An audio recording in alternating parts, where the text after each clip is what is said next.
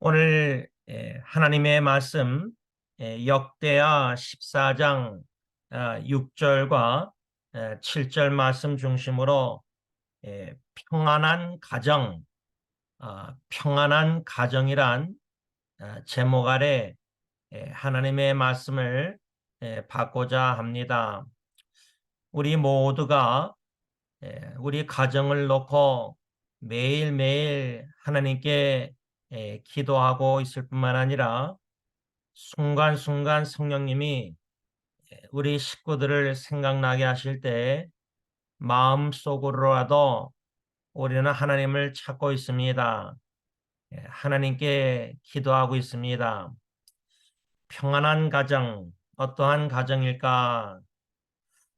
저는 평안한 가정에 대해서 사모하는 마음으로 오늘 본문 말씀 중심으로 역대하 14장, 15장을 읽고 묵상하고 적용하고 또 자신과 가정에 반영하며 자아성찰하는 시간을 가졌습니다. 그러한 가운데 생각난 말씀이 요한복음 14장 27절 말씀이었습니다. 예수님의 말씀입니다. 평안을 너희에게 끼치노니 곧 나의 평안을 너희에게 주노라. 내가 너희에게 주는 것은 세상이 주는 것과 같지 아니하니라. 너희는 마음에 근심하지도 말고 두려워하지도 말라. 이 예수님의 말씀을 생각나서 묵상하는 가운데 나의 평안을 너희에게 주노라. 이렇게 예수님이 말씀하셨는데 오늘 이 아침에 이 말씀을 받으면서 주님께서 여러분들과 저에게 평안을 주시기를 간절히 기원합니다. 주님이 주시는 평안은 세상이 주는 것과 같지 않다. 그 말은 세상도 이 세상도 우리에게 평안을 줄 수 있지 않나 생각합니다. 그러나 세상이 주는 평안은 주님이 주시는 평안과 같지 않다. 순간적인 평안이 있을 수 있습니다.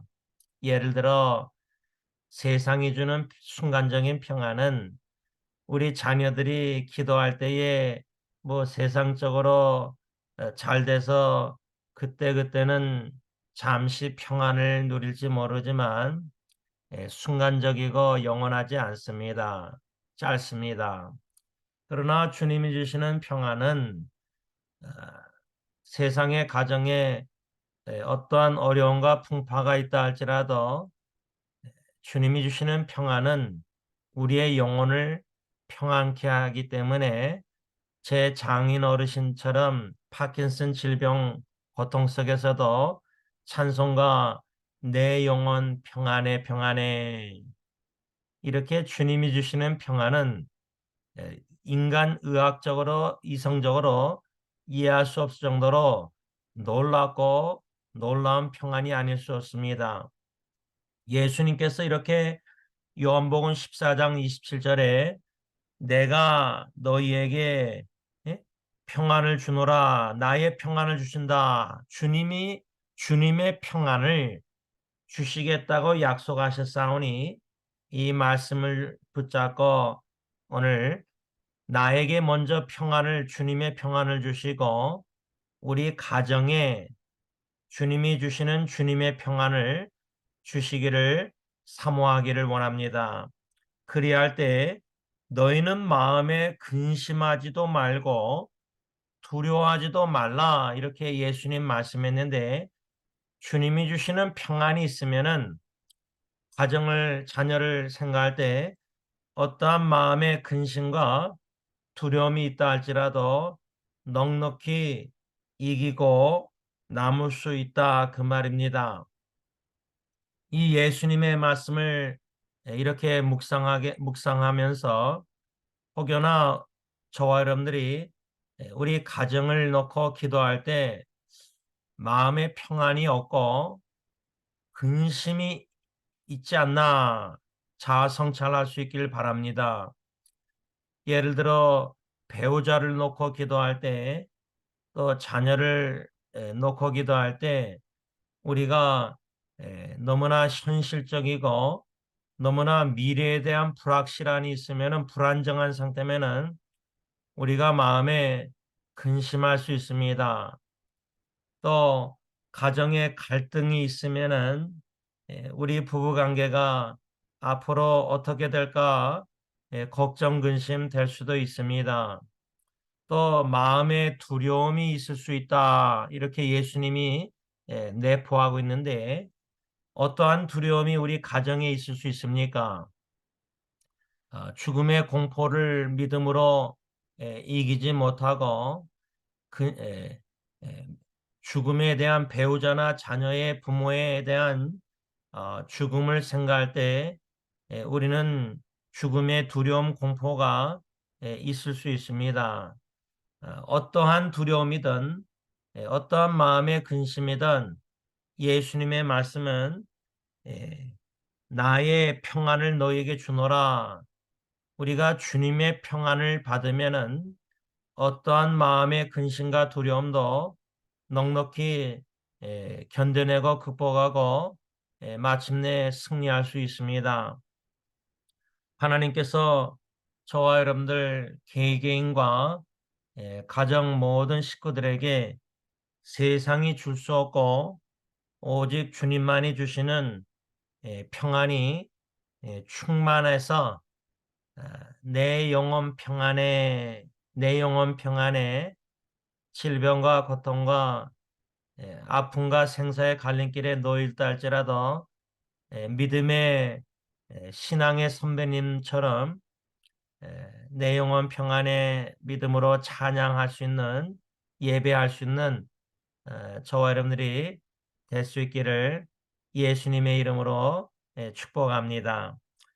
저는 오늘 본문 역대하 14장 6절 7절 말씀 중심으로 역대하 14장 15장 말씀 전체를 묵상하는 가운데 하나님께서 주시는 평안, 주님이 주시는 평안, 그 평안을 누리는 가정이 되기 위해서는 우리가 무엇을 행해야 되느냐, 한 가지 교훈을 받고자 합니다.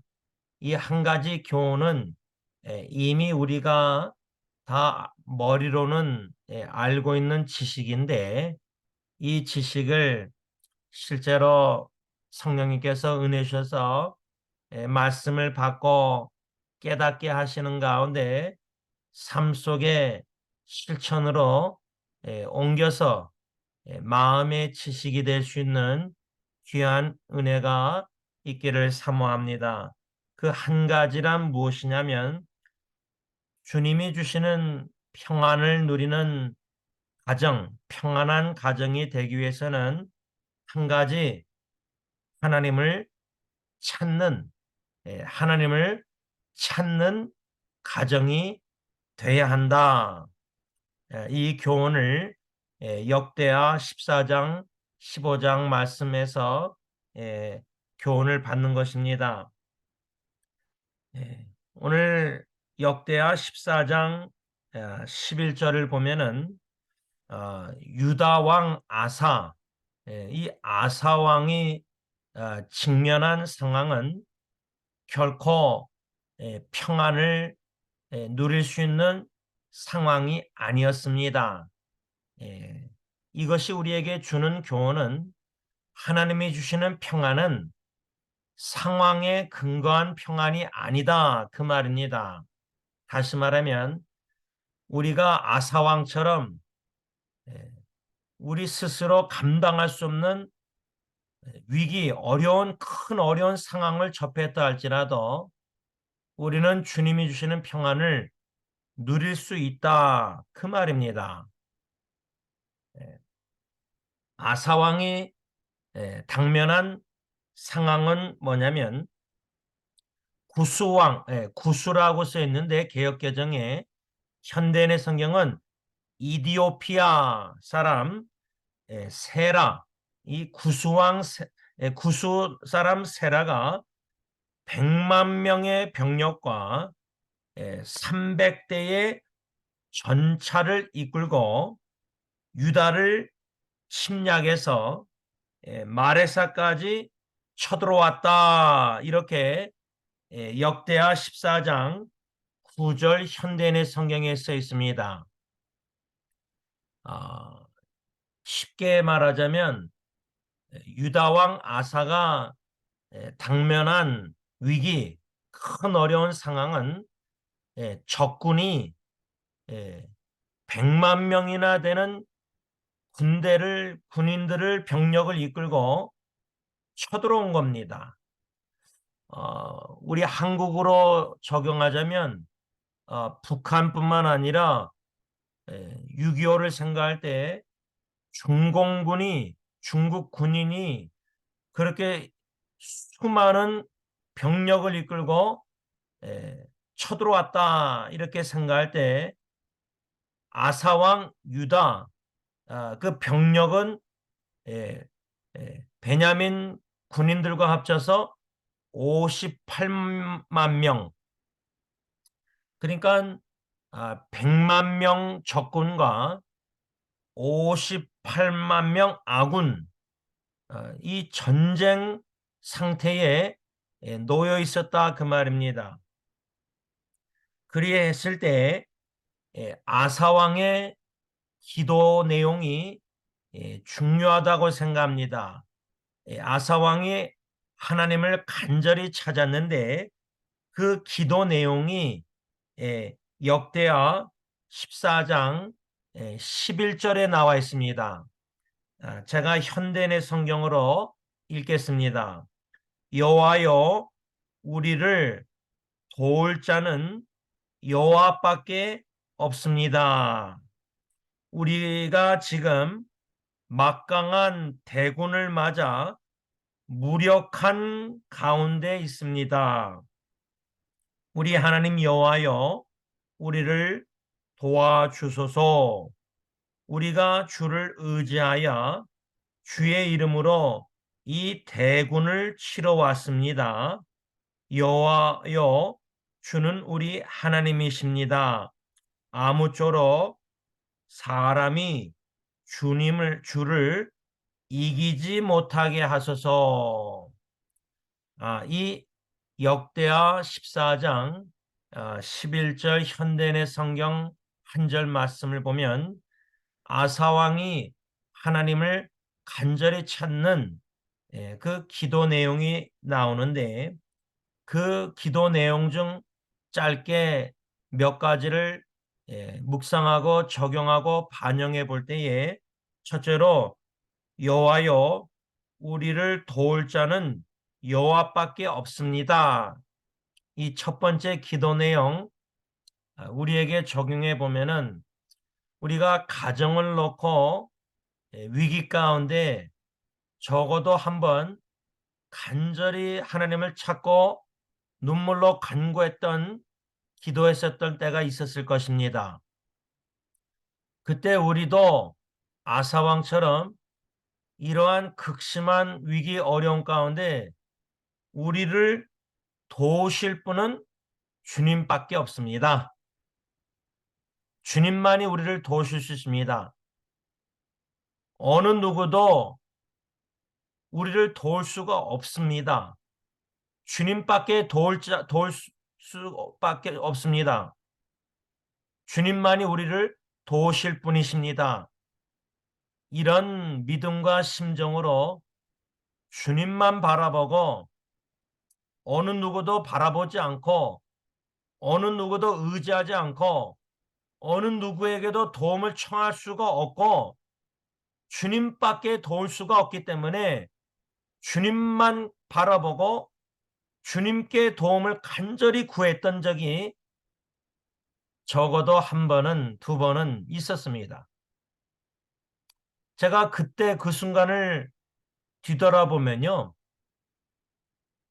이 위기는, 가정의 위기는 자녀의 질병이든 뭐 정신질환이든 어떤 상황이든 주님밖에 도우실 분이 없었습니다. 뭐 의사도 포기한 상태니까. 과거뿐만 아니라 혹여나 지금 현재 아니면은 적어도 앞으로요, 미래에 우리가 우리 가정을 놓고 기도할 때 접하는 상황이 갑작스러운 상황일 수도 있고 예상하지 못한 어려움이 접할 때에 이 상황은 주님만 해결하실 수 있다. 이 문제는 어느 누구도 해결할 수 없고 주님밖에 이 문제를 해결할 분이 없다. 아사왕처럼 여호와여 우리를 도울 자는 여호와밖에 없습니다. 하나님밖에 없습니다. 주님밖에 없습니다. 이 첫 번째 교훈 충분히 우리 각 개인과 가정에 적용이 된다고 저는 확신합니다. 또 한 가지 두 번째로 제가 생각이 된 거는 이 기도 내용에 아사왕이 뭐라고 기도했냐면 우리가 지금 막강한 대군을 맞아 무력한 가운데 있습니다.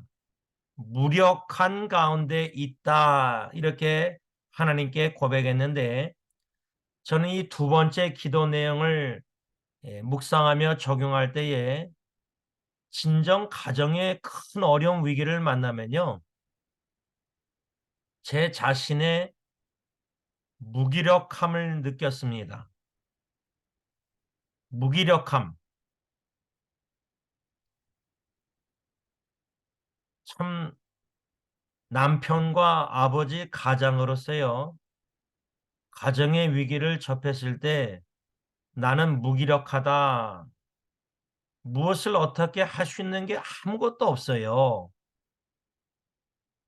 제가 할 수 있는 게 아무것도 없다는 거예요. 그런 경험 해보셨어요? 아무것도 할 수 없어요. 가정의 위기를 접했는데 전적으로 무기력함을 느낄 때에 주님밖에 찾을 분이 없어요. 근데 그게 좋아요. 무기력함을 느끼니까 주님 찾지. 제가 무기력함을 느끼지 못하면은 내가 뭔가 해보려고 얼마나 발버둥 치겠어요. 최선을 다해서. 그렇죠?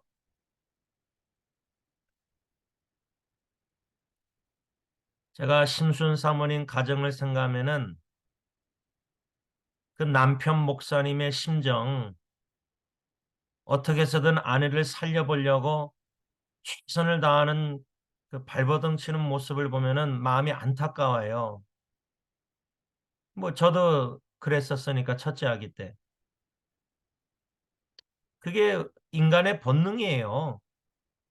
사랑하는 배우자나 자식을 살려보려고 최선을 다하는 겁니다.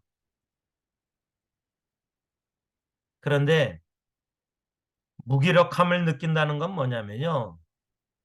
최선을 다할 수 있는 1% 가능성도 없는 거예요. 제가 이렇게 웃지만은 1% 가능성도 없어요. 아무것도 사랑하는 식구를 위해서 해줄 수 있는 게 아무것도 1%도 없어요. 그 무기력함을 느낀다 그 말이에요. 근데 그 무기력함이 저는 유익하다고 생각해요. 제가 예를 들면 지금 목회를 하든 가정사를 하든 내 힘으로 능력으로 뭔가 막 열심히 하려고 막 노력할 때에 내 안에 그래도 뭔가 능력이 있다고 생각하고 그런데 0.001%도 할 수 없다. 나는 아무것도 할 수 없다는 것을 뼈저리게 경험하면요.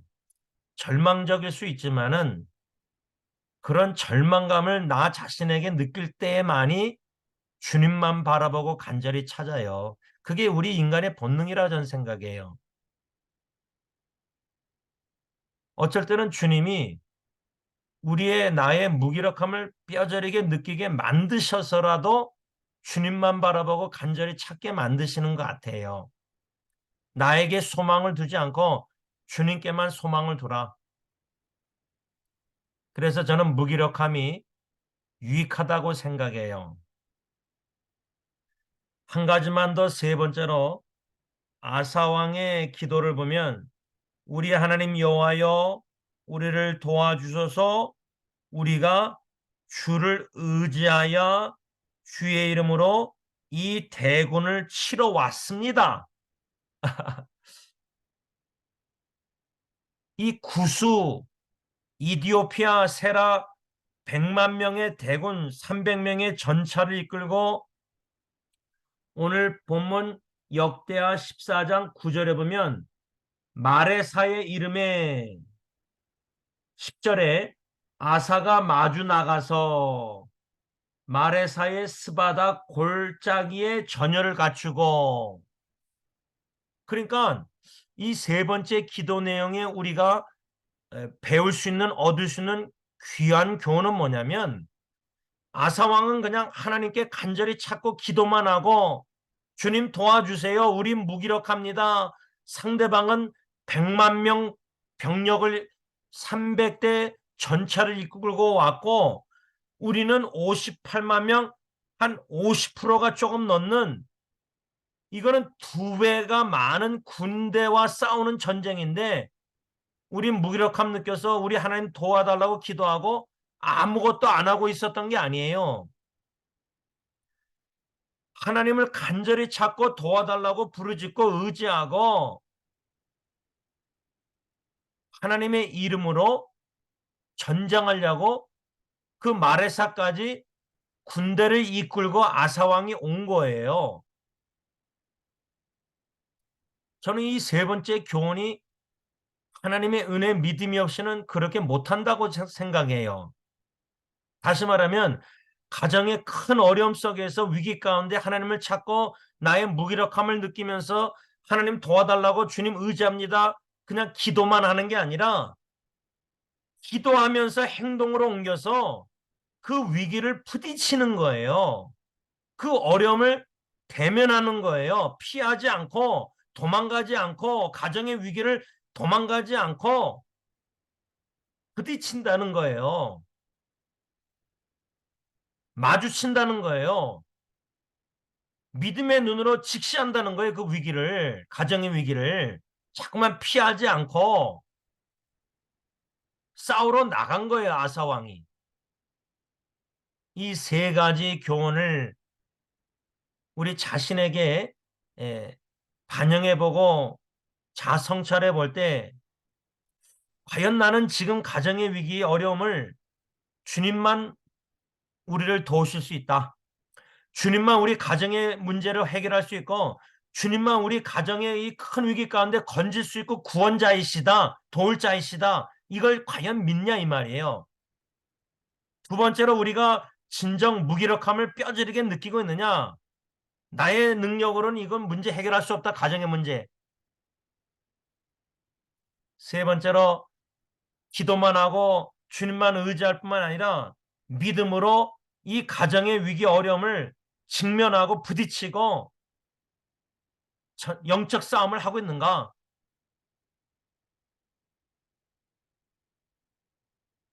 저는 이 아사왕의 구수 이디오피아 이 전쟁 이 말씀을 통해서 가정에 적용할 때 가정도 영적 전쟁터고 선교지고 주님만 의지하고 무기력함을 점점 여러분 부부 생활할 때 내가 이렇게 하면은 내가 내 아내와 내 남편과 부부관계 잘할 수 있겠다.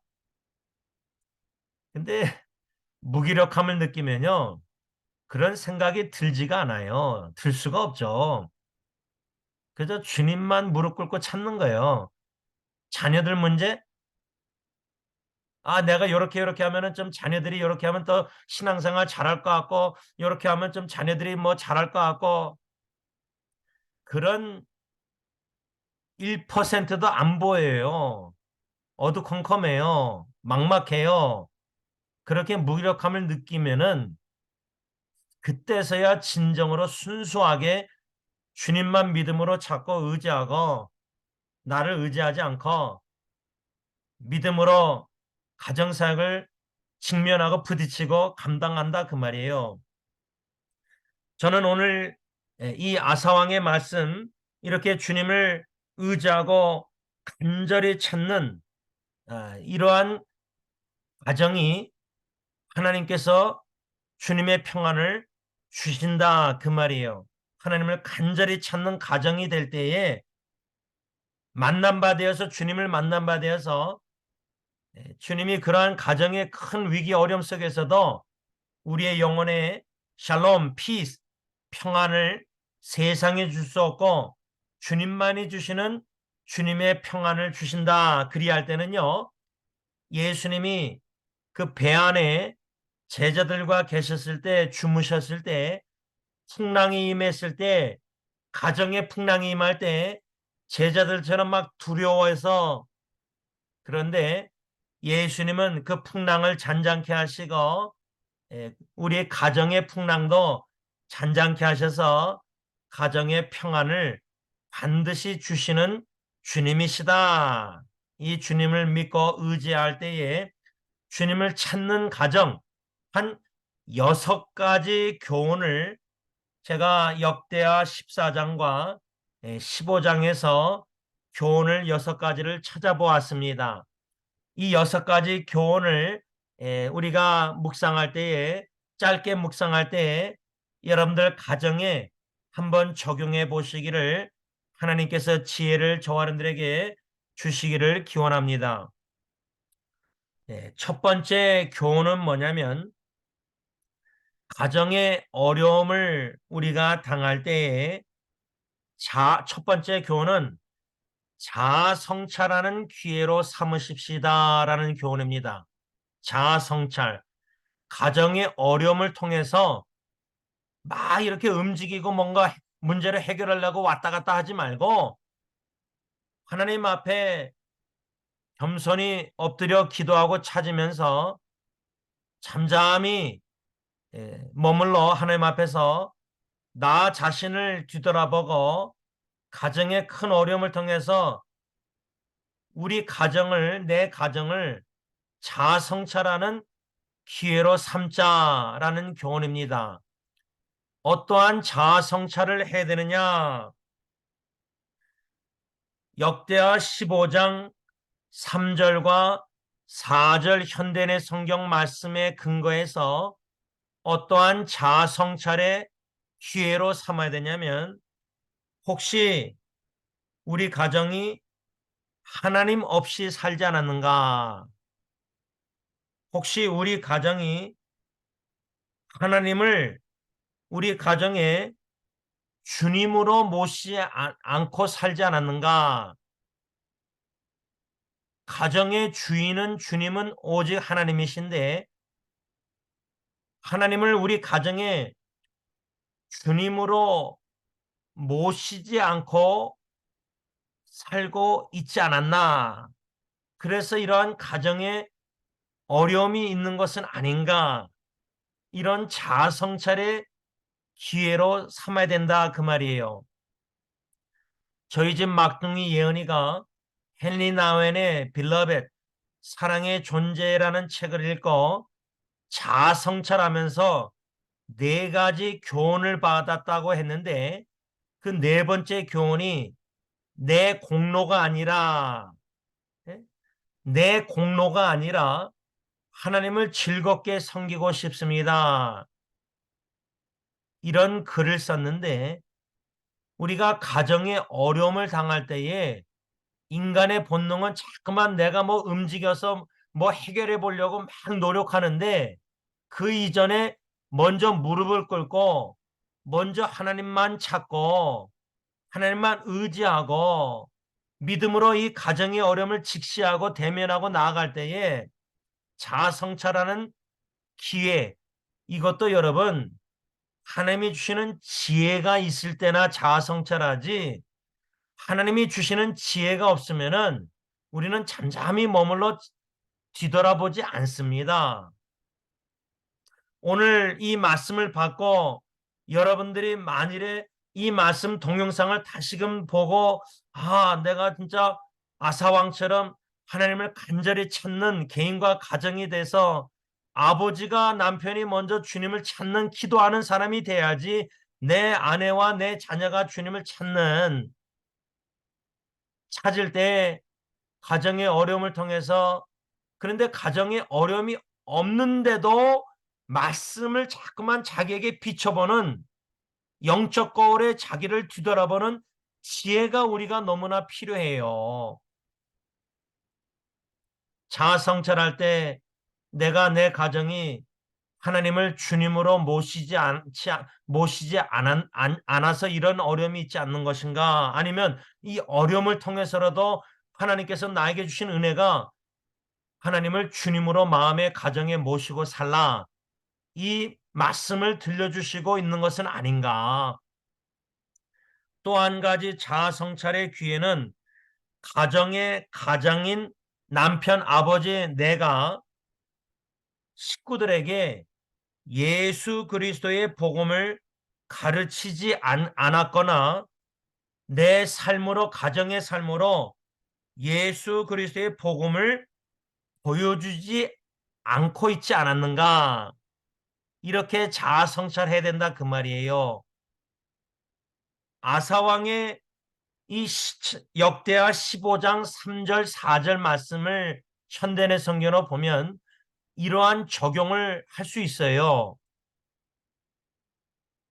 하나님의 말씀을 가르쳐야 되는데 예수 그리스도의 복음을 내 아내와 자녀들에게 전해야 되는데 요즘은 뭐 구두로 안 하고도 문자로 카카오톡으로 우리가 연락할 수 있잖아요. 우리가 복음을 전할 수 있잖아요. 우리가 하나님의 말씀을 성경 구절을 나눌 수 있잖아요. 우리 할아버지 할머니들이 우리 손주들에게 용돈 주면서 성경비 주면서 성경 구절을 봉투에 쓰시잖아요. 우리가 부지런히 하나님의 말씀을 가르치고 부지런히 하나님의 말씀을 전하고 예수 그리스도의 복음을 부지런히 어떻게 쓰든 어떤 방법으로든 전해야 되잖아요. 그러한 가정이 돼야 되잖아요. 하나님의 말씀에 견고히 서 있는 가정이 돼야 되잖아요. 예수 그리스도의 복음의 뿌리가 깊이 박혀서 가정을 건축해야 되잖아요. 영적으로. 그러지 않고 게을르지 않았는가? 자아성찰할 수는 기회라 그 말이에요. 가정의 큰 어려움이. 이게 첫 번째 교훈이다 그 말이에요. 두 번째 교훈은 역대하 15장 8절 현대의 성경 말씀에 근거한 적용인데 그 두 번째 적용은 우리는 하나님의 말씀을 듣고 용기를 얻어 우리 가정의 모든 우상을 제거해 버리고 하나님께 드리는 예배를 회복해야 된다. 이 두 번째 교훈입니다. 저는 이 교훈이요. 지금 어떻게 마음에 다가오냐면요. 제가 교회 카톡방에 심순 사모님의 남편 목사님의 글을 기도 제목을 여러분들에게 나눴는데 지금 신순 사모님은 글을 카톡을 쓸 수가 없을 정도로 몸이 연약해요. 남편이 쓴 글인데 그 남편의 쓴 글의 현재 건강 상태를 보면요. 제가 의사가 아니니까 잘 모르겠는데 심순 사모님 몸이 어떻게 견딜 수 있을까? 그런데 그 목사님 남편이 기도 제목 중에 마지막 기도 제목이 뭐냐면 요번 주일날 주님의 전에 올라가서 예배 드리길 원해요. 근데 당사자 목사님과 세 자녀는 건강하니까 괜찮은데 심순 사모님은 예배당까지 운전석에 타고 갈 수 있을까? 내려서 걸어갈 수 있을까? 본당까지 걸어갈 수 있을까? 제가 심순 사모님 위해서 기도하는 카톡방에 뭐라고 썼냐면, 예배드리다가 주님께 부르심을 받고 싶어 하시는 것 같다, 그렇게 썼어요. 여러분, 다윗이 여호와의 언약궤를 그 오르단 타작마당에서 뭐라냐면, 나는 값을 치르고 여기서 제사 드리겠다, 값을 치르겠다, 공짜로 안 받겠다. 근데 심순 사모님은요, 자기의 생명을 걸고 예배드리는 거예요. 아니, 생명을 바쳐서 예배드리는 거예요. 제가 볼 때는. 예배드리다가 부르심 받고 싶어 하는 것 같아요. 누워서 바닥에 매트레스 침대에 누워서 예배드리는 거 보면은. 두 번째 교훈은, 가정의 큰 어려움을 통해서 우리가 하나님의 말씀을 듣고 복음을 듣고 용기를 내서 모든 가정의 우상을 회개하고 다 버리고 가정의 예배를 회복해야 된다는 교훈이에요. 제 아내가 들런예리 예언이가 하나님 보시기에 찾는 참된 예배자로 세움을 받아야 된다는 거예요. 이게 두 번째 귀한 교훈이다, 그 말이에요. 세 번째 교훈은 역대하 15장 12절, 12절인가 12절 현대의 성경 보면요. 세 번째 교훈은, 가정의 큰 어려움 위기를 통해서 우리는 마음과 정성을 다하여 하나님만 섬기기로 서약해야 된다.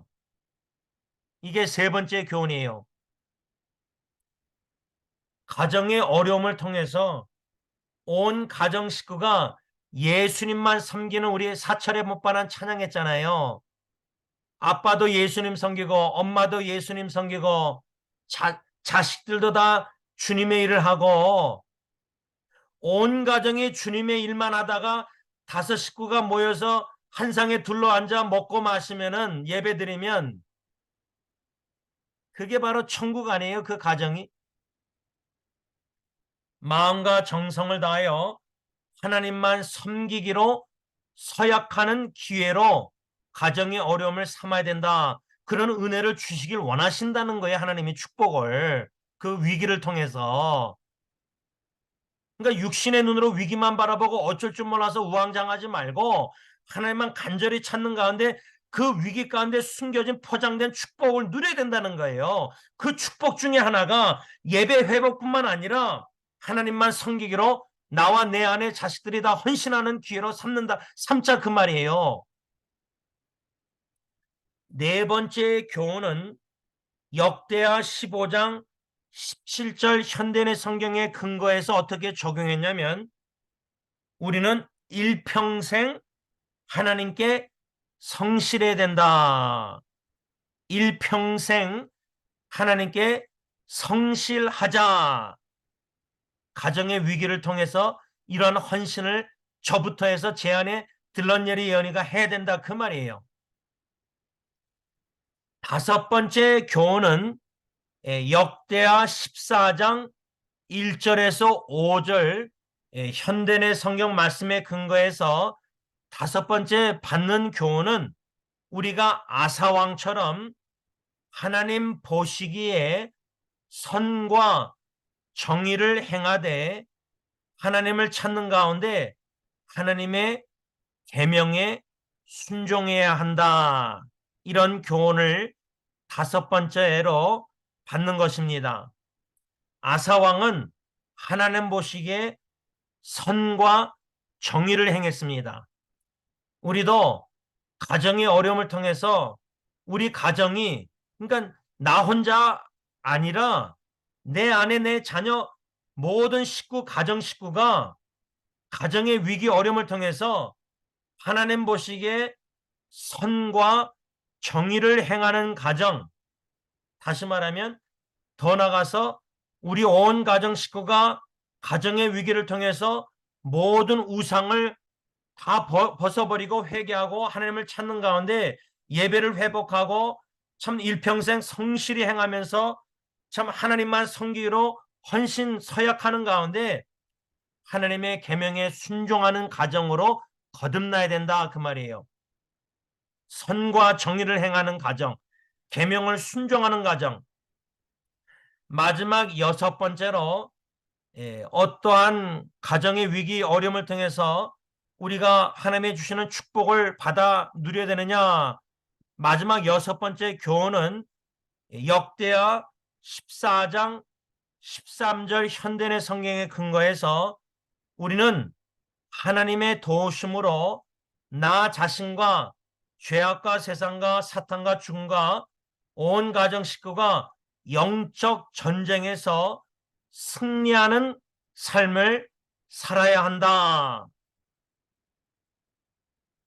이 말씀의 근거는 아사왕이 하나님만 찾고 하나님의 도우심을 구했을 때 믿음으로 주님만 의지하고 그 구수 이디오피아 100만 명 군과 싸워 전쟁에 나아갔을 때 하나님이 도우심으로 하나님이 아사왕 유다 나라를 통해서 전쟁에서 승리케 하셨어요. 하나님을 의지하는 나라와 국민은 승리합니다.